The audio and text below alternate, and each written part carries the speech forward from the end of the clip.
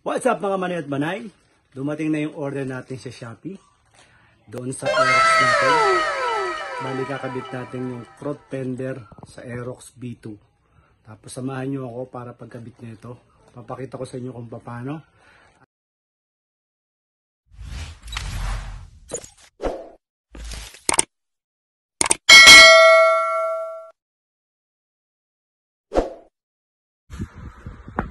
Carbon Lodi. Hindi, nagsakto na sa kulay ng ano.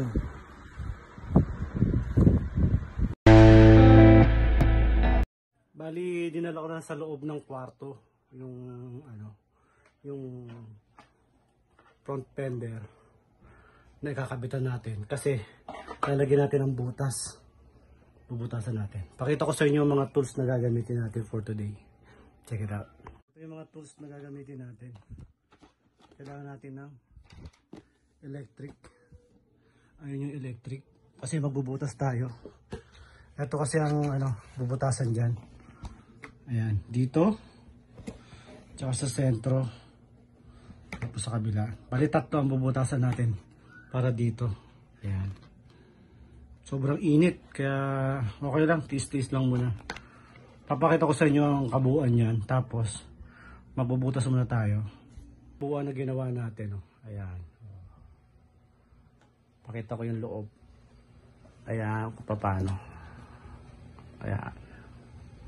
Actually, nilinisin ko muna siya para kasi dito ko ginawa sa kwarto. Kasi sa baba, walang pwesto eh. Ayan. Di ba mahaba na? Hindi na madudumihan yung likod natin. Ayan. Tapos ikabit na natin. Now na.